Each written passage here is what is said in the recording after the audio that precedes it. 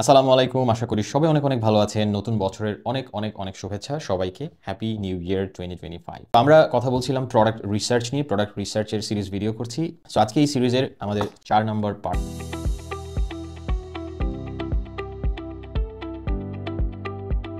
So ভিডিওতে যাওয়ার আগে আপনাদেরকে একটা খুবই ইম্পর্টেন্ট এবং এক্সাইটিং কথা শেয়ার করি, যেটা না করলেই না। সেটা হচ্ছে যে এই বছরে আমার একটা 1 ইয়ার ব্রেক থ্রু প্রোগ্রাম নামে একটা নতুন প্রোগ্রাম আমি লঞ্চ করেছি, যেখানে শুধুমাত্র আমরা শিখবই না, আমরা একসাথে 1 বছর কাজ করব। ফার্স্ট ইয়ার অ্যামাজনে অনেক চ্যালেঞ্জিং হয় সবার জন্যই। ফার্স্ট ইয়ারটাকে আমি বলি ফাউন্ডেশন ইয়ার। সো এই ইয়ারটাকে যদি আপনি এক্স্যাক্টলি সঠিকভাবে সব কিছু না করতে পারেন, সো 95% ক্ষেত্রে এই প্রথম বছরই মানুষজন ব্যর্থ হয় এবং আর রিটার্ন করতে পারে না ম্যাক্সিমাম মানুষই। সো যাতে এটা না হয়, আমরা প্রথম 1.5 থেকে 2 মাস আমরা লার্নিংয়ের মধ্যে থাকবো এবং তারপরে আমরা যখন অ্যাকশন নিব, একসাথে গ্রুপ কমিউনিটির মাধ্যমে অ্যাকশন নিব। সো এই সুযোগ যদি কেউ মিস করতে না চান, এবং ভালো কথা, এটার আসন সংখ্যাও সীমিত এবং এই বছরে আর হবে না, ইনশাল্লাহ আবার নেক্সট ইয়ার।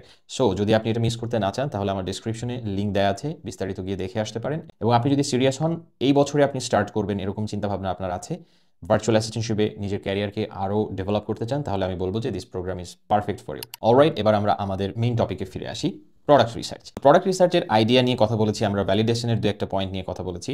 আজকেও এরকম কয়েকটা খুবই ইউনিক পয়েন্ট নিয়ে আপনাদের সাথে কথা বলবো। প্রথম যে পয়েন্টটা নিয়ে কথা বলবো সেটা হচ্ছে, প্রায় এরকম একটা সমস্যা সবাই ফেস করেন যে আমি একটা প্রোডাক্ট আইডিয়া পেয়েছি, কিন্তু সেই আইডিয়াটা মার্কেটে আমি দেখতে পাচ্ছি না, আমার প্রোডাক্টটা অনেক ইউনিক। তো যেহেতু আমার প্রোডাক্টটা অনেক ইউনিক, সেহেতু আমার প্রোডাক্ট আমি আসলে মার্কেটে ভ্যালিডেট কিভাবে করবো, কিভাবে বুঝবো যে আমার প্রোডাক্টে মার্কেটে ডিমান্ড আছে কিনা, কারণ এক্সিস্টিং কোনো প্রোডাক্ট তো আমি দেখতে পাচ্ছি না। তো এই ক্ষেত্রে আমি যেটা বলবো সেটা হচ্ছে যে, দেখেন, আপনি একটা প্রোডাক্ট বের করেছেন, তার মানে আপনি কিন্তু একটা সলিউশন বের করেছেন, একটা প্রবলেমের সলিউশন বের করেছেন। সলিউশনটা ইউনিক হইতে পারে, প্রবলেমটা কিন্তু ইউনিক না। প্রবলেম অনেক আগে থেকেই মানুষের মাঝে ছিল, আছে এবং থাকবে। সুতরাং আপনাকে যেটা করতে হবে, ওই প্রবলেম লেখে বা ওই প্রবলেম দিয়ে সার্চ করে বের করতে হবে যে ওই প্রবলেমে মানুষ কি করছে, এক্সিস্টিং কী কী সলিউশন আছে, তারা কিভাবে ওই প্রবলেমটা সলভ করতেছে। সেইখান থেকে আপনি রিসার্চ করতে পারেন যে মার্কেটে এটার কেমন ডিমান্ড আছে। সো আপনাকে আসলে প্রবলেম দিয়ে সার্চ করতে হবে, সলিউশন দিয়ে না। সো আপনার প্রোডাক্ট ইউনিক হতে পারে, বাট প্রবলেম কিন্তু ইউনিক না। সো এরপরে আরেকটা পয়েন্ট নিয়ে কথা বলবো, সেটা হচ্ছে আপনার যেই প্রোডাক্টটা ধরেন আপনি সিলেক্ট করেছেন, সেই প্রোডাক্টের কি রিঅর্ডার পোটেনশিয়াল আছে। অর্থাৎ সেই প্রোডাক্টটা কি মানুষ রিপিটেড পারচেস করবে, নাকি একবার পারচেস করার পরে আসলে ওইটা আর পারচেস করার প্রয়োজন পড়বে না।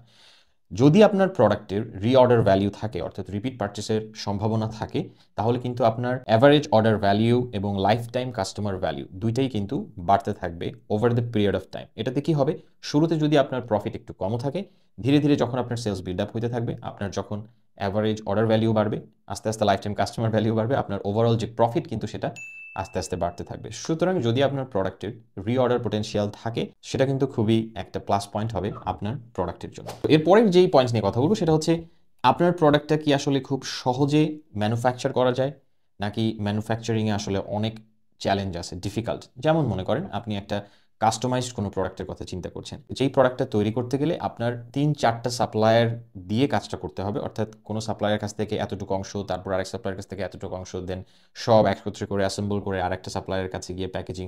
সো আপনার প্রোডাক্টটা কি অনেক ডিফিকাল্ট ম্যানুফ্যাকচার করা, নাকি ইজি? যদি আপনার প্রোডাক্টটা অনেক ডিফিকাল্ট হয়, এটার ভালো দিকটা হচ্ছে যে এন্ট্রি ব্যারিয়ারটা অনেক হাই, অর্থাৎ যে কেউ চাইলেই প্রোডাক্টটা কপি করতে পারবে না। আবার এটার অসুবিধাটা হচ্ছে যে, প্রথম প্রোডাক্ট হিসেবে আপনি যেহেতু নতুন সেলার, আপনার ইনভেস্টমেন্ট বা আপনার যে ক্যাপিটাল থাকবে সেটা যদি লিমিটেড হয় প্রথম প্রোডাক্ট হিসেবে, এটা আপনার জন্য একটু রিস্কি। কারণ এত কমপ্লিকেশনে গেলে দেখা যাবে আপনার প্রোডাকশন কস্ট বাড়বে এবং ইনিশিয়াল যে ইনভেস্টমেন্ট সেটাও আপনাকে বাড়াতে হবে। সো ওভারঅল আপনি চিন্তা করে দেখেন এখন যে কোনটা আসলে আপনার জন্য বেটার।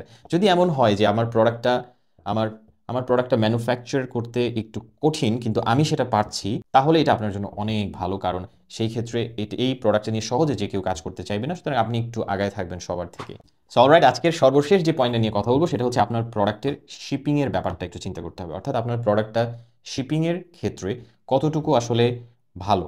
এটা কি ফ্র্যাজাইল কোনো প্রোডাক্ট কিনা, অর্থাৎ ব্রেকেবল, অর্থাৎ ভাঙবে, গ্লাস বা এই জাতীয় প্রোডাক্ট যেটা সহজে ভেঙে যায়, এই জাতীয় কোনো প্রোডাক্ট কিনা, অথবা এটা কি খুবই হেভি কোনো আইটেম কিনা। যদি এই ধরনের কোনো প্রোডাক্ট হয়, ধরেন সেটা ভেঙে যাবে সহজে, তার মানে আপনার শিপিংয়ে এক্সট্রা কেয়ারফুল থাকতে হবে এবং ড্যামেজ হওয়ার সম্ভাবনা অনেক বেশি। এই সমস্ত প্রোডাক্ট প্রথম দিকে অ্যাভয়েড করাই ভালো।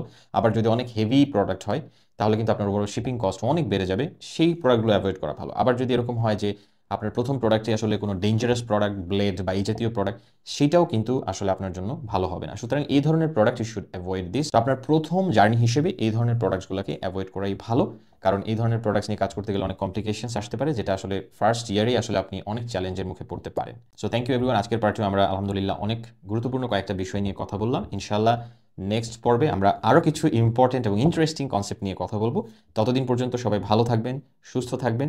সবার সাথে ইনশাআল্লাহ দেখা হচ্ছে আবার নেক্সট ভিডিওতে। সো সবাইকে আবারও নতুন বছরের অনেক অনেক অনেক অনেক শুভেচ্ছা। সবাই ভালো থাকবেন, সুস্থ থাকবেন। Thank you for watching.